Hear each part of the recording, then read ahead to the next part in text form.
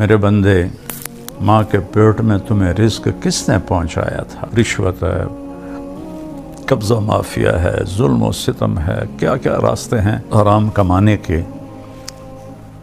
میرے رب کی قسم کروڑ دفعہ کھا کے کہتا ہوں، حرام کھانے والوں کے گھر میں سکون کبھی نہیں ہوتا۔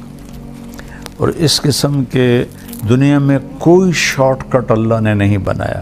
جتنے شارٹ کٹ انسان ڈھونڈتا سب ہلاکت اور بربادی اور بے چینی کا سبب اور ذریعہ بنتے ہیں۔ تو میری ایک گزارش ہے، حلال کماؤ، غور سے سنو۔ ایک سائرن ہے، جبریل نے میرے دل میں ڈال دیا ہے، کیا؟ اللہ کا پیغام، ان نفسا لن تموت حتی تستکمل رزقہا، کوئی جاندار مر نہیں سکتا جب تک اپنا مقدر کی روٹی کھا نہ لے، مقدر کا رزق لے نہ لے۔ آج کل ہماری نسل چاہتی ہے میں جلدی مالدار بن جاؤں اور مجھے کچھ کرنا بھی نہ پڑے، ایسے ادھر ہینکی پھینکی سے مجھے پیسے مل جائیں۔ اب یہ جھوٹے تھم نیل لگا کر چند لائک لے لیتے ہیں۔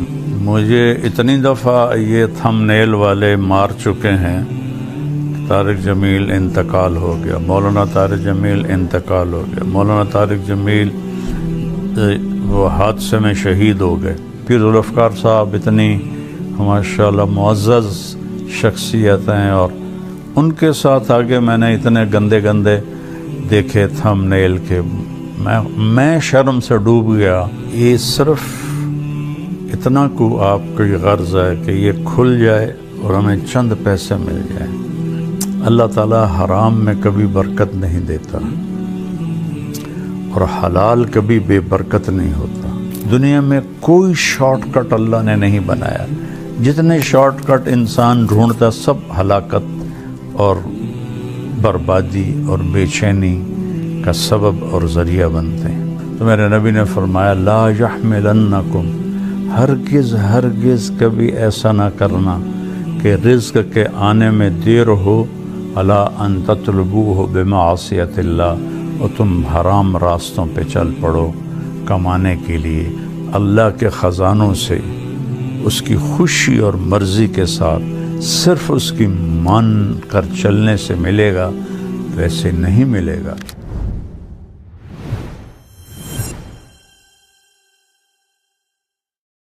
السلام علیکم ورحمۃ اللہ وبرکاتہ۔ میرے عزیزو، آج کی میری یہ ویڈیو خاص طور پر ان نوجوانوں لوگوں کے لیے ہے جو جھوٹے تھم نیل لگاتے ہیں کہ ہماری ویڈیو کھل جائے اور اس پر انہیں لائک مل جائیں اور کچھ پیسے آ جائیں۔ اور عمومی طور پر پورے پاکستان کے بھائی بہن دوست احباب سے گزارش ہے کہ یہ جو طرز عمل ہے یہ جھوٹ ہے، اور جھوٹ سے جو پیسہ کچھ آ بھی جائے تو وہ حرام ہوتا ہے۔ اور اللہ تعالیٰ نے قرآن میں دو لوگوں پہ لعنت بھیجی ہے، ایک وہ لعن الذین کفروا من بنی اسرائیل علی لسان داود و عیسی ابن مریم، جن لوگوں نے کفر کیا اللہ نے ان پر لعنت برسائی۔ اولئک یلعنہم اللہ یلعنہم اللاعنون، جو کفر پہ مر گئے، اللہ کا انکار کرتے مر گئے، ان پہ اللہ کی بھی لعنت ہے اور تمام دنیا کے لوگوں کی لعنت ہے۔ اس کے بعد اللہ تعالیٰ نے جھوٹے پر لعنت کی ہے، فنجعل لعنت اللہ علی الکاذبین، کہ جھوٹوں پر اللہ تعالیٰ کی لعنت ہو۔ تو میرے عزیزو، اب یہ جھوٹے تھم نیل لگا کر چند لائک لے لیتے ہیں، لیکن آپ کی وہ کمائی تو حرام ہو جاتی ہے۔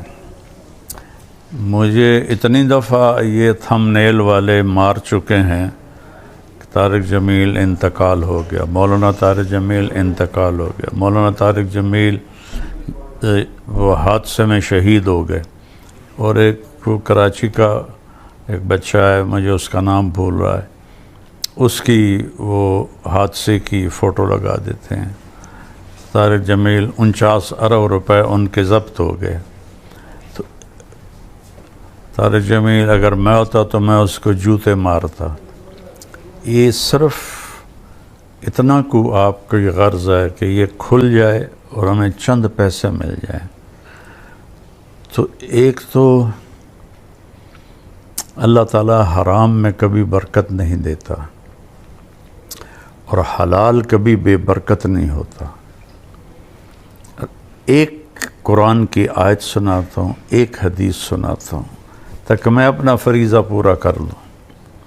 یہ تو ایک قسم کا حرام ہے جو یوٹیوب پہ چل رہا ہے، بازاروں میں بھی چل رہا ہے، دفتروں میں بھی چل رہا ہے، ایوانوں میں بھی چل رہا ہے، عدالتوں میں بھی چل رہا ہے، زمینداروں میں بھی چل رہا ہے، تاجروں میں بھی چل رہا ہے۔ پوری میری قوم جھوٹ کی سیاہی اپنے منہ پر لگا چکی ہے۔ کئی لاکھ اکٹھے کروں تو شاید ایک سچ بولنے والا ہو، اور جو قوم جھوٹ، ظلم اور دھوکہ بازی کا شکار ہوتی ہے، اللہ تعالیٰ انہیں ذلیل کر دیتا ہے، فقیر کر دیتا ہے، محتاج کر دیتا ہے، چاہے وہ مسلم ہو چاہے وہ کافر ہو۔ اور جو قوم سچ، انصاف اور دیانتداری پہ چلتے ہیں، اللہ انہیں عزت دیتا ہی دیتا ہے، چاہے وہ مسلم ہو چاہے وہ کافر ہو۔ غیر مسلم کے لیے یہاں کی عزت تو پکی ہے، آگے تو پھر ایمان پہ فیصلے ہوں گے۔ ہاتھ جوڑتا ہوں، جھوٹ بولنا چھوڑ دو، یہ جھوٹے طریقے استعمال کرنا چھوڑ دو، اللہ بہت ناراض ہوتا ہے۔ ایک آیت سناتا ہوں، ایک حدیث سناتا ہوں تاکہ میں اپنا فرض پورا کر دوں۔ اللہ تعالیٰ 12ویں پارے کے شروع میں کہتا ہے وَمَا مِن دَابَّةٍ فِي الْأَرْضِ إِلَّا عَلَى اللَّهِ رِزْقُهَا وَيَعْلَمُ مُسْتَقَرَّهَا وَمُسْتَوْدَعَهَا كُلٌّ فِي كِتَابٍ مُبِينٍ۔ ترجمہ اس کا بظاہر کیا ہے کہ اللہ تعالیٰ فرماتے ہیں کہ زمین پہ چلنے والے ہر جاندار کا رزق اللہ کے ذمہ ہے، اور اللہ تعالیٰ اس کے عارضی قیام کی جگہ کو بھی جانتا ہے اور مستقل قیام کی جگہ کو بھی جانتا ہے، اور یہ سب کچھ لوح محفوظ میں محفوظ کر دیا گیا ہے۔ اب تھوڑا اس کا ہم تحقیقی جائزہ لیتے ہیں۔ وما من کا جو لفظ یہاں آیا ہے، کلو دابتن بھی کہا جا سکتا تھا، نہیں، وما اللہ تعالیٰ نفی کو پہلے لائے، پھر من دابہ، من کے ذریعے سے اس جہان میں جتنے جاندار ہیں، جتنوں کو آپ سوچ سکتے ہیں، زمین پر، فضا میں، سمندر میں، دریاؤں میں، جنگلوں میں، پہاڑوں میں، صحراؤں میں، غاروں میں، رینگنے والے، چلنے والے، دوڑنے والے، تیرنے والے، اڑنے والے، جتنے بھی ہیں، ما من یہاں ایک ہتھوڑا ہے، جتنے جانور ہیں، الا، ایک ما اور الا کو اللہ تعالیٰ نے جوڑ کر ایک زبردست طاقتور ہتھوڑا ہمارے سروں پہ مارا ہے کہ ان تمام کا رزق علی اللہ رزقها بعد میں ہے، علی اللہ پہلے ہے، اور پہلے ما من، پھر الا علی اللہ، کہ تسلی دے رہا اللہ تعالیٰ کہ اس کائنات میں جتنے بھی آئے ہیں، آئیں گے یا آئے تھے، سب کا رزق اللہ کے ذمہ، علی اللہ ہے۔ اللہ اپنے ذمے بتا رہا ہے کہ میرے ذمے ہے، کیا ہے؟ رزقھا۔ اب ہر ایک کا رزق ایک جیسا تو نہیں ہوتا، اڑنے والوں کا رزق اور ہے، تیرنے والوں کا اور ہے، انسانوں کا اور ہے، چوپایوں کا اور ہے، پھاڑ کھانے والوں کا اور ہے، سانپوں کا اور ہے، بچھو کا اور ہے۔ رزقھا، علی اللہ رزقھا، ہا کے ذریعے سے بتایا ہے کہ پوری کائنات میں ہر ایک کا رزق ایک نہیں ہے، مختلف ہے، وہ سب اللہ اپنے ذمے لے چکا ہے، اور اللہ کے خزانے کبھی ختم نہیں ہوتے۔ صرف ایک اللہ ہے جس سے مانگو تو خوش ہوتا ہے، نہ مانگو تو ناراض ہوتا ہے۔ دنیا والوں سے مانگو تو ناراض ہوتے ہیں، نہ مانگو تو خوش ہوتے ہیں۔ تو پھر اللہ تعالیٰ اگلی تسلی دے رہا ہے، یعلم، اور وہ ہمیشہ اس کا علم چھایا رہے گا، مستقرہا و مستودعہا، عارضی قیام مستودعہا، مستقرہا مستقل قیام۔ مستقل قیام آخرت ہے جہاں ہمیشہ رہنا ہے، مستودعہا عارضی قیام یہ دنیا ہے۔ اس دنیا میں جو تمہیں چاہیے وہ بھی اللہ کہتا ہے میرے ذمے ہے، اور جو آخرت میں تمہیں چاہیے وہ بھی میرے ذمے ہے۔ کلٌ فی کتاب مبین۔ ایک تو اللہ تسلی دے رہا ہے، اور مستقر سے ایک مراد یہ بھی ہے کہ جہاں تم رہتے ہو دنیا میں مستقل، اور مستودع کا مطلب ہے تم سفر میں ہو، حضر میں ہو، کسی جگہ پہ ہو۔ ان ساری شکلوں میں اللہ تعالیٰ فرماتا ہے میری نظر ہے تم پر، اور تمہیں رزق پہنچانا میرے ذمے ہے۔ آج جو اب یہ لوگ یہ جھوٹے راستوں سے سوچتے ہیں پیسہ آئے گا، اللہ ہم سے کہتا ہے یا ابن آدم من اوصل الیک الغذاء وانت جنین فی بطن امک، میرے بندے ماں کے پیٹ میں تمہیں رزق کس نے پہنچایا تھا؟ آج جو تو یہ کر رہا ہے، جھوٹے تھم نیل لگا رہا ہے، رشوت ہے، قبضہ مافیا ہے، ظلم و ستم ہے، کیا کیا راستے ہیں حرام کمانے کے۔ میرے رب کی قسم کروڑ دفعہ کھا کے کہتا ہوں، حرام کھانے والوں کے گھر میں سکون کبھی نہیں ہوتا۔ اور اس قسم کے دنیا میں کوئی شارٹ کٹ اللہ نے نہیں بنایا۔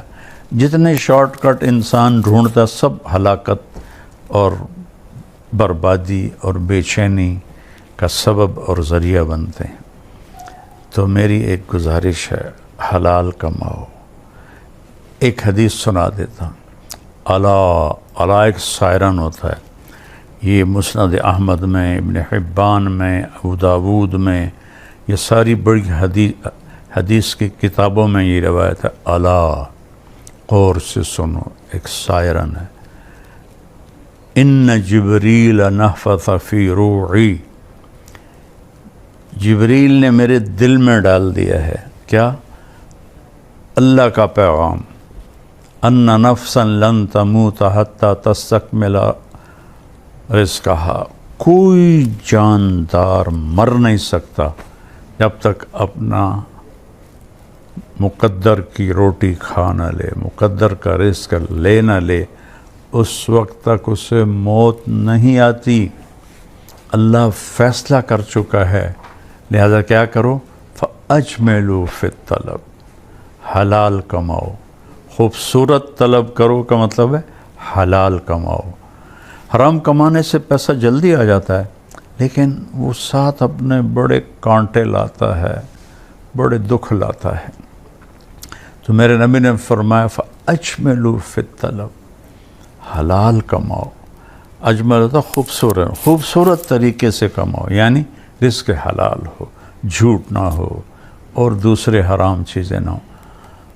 فَأَجْمِلُوا فِي الطَّلَبِ وَاتَّقُوا اللَّهَ، اور اللہ پاک سے ڈرتے رہو کہ وہ تمہارے حلال حرام دیکھ رہا ہے۔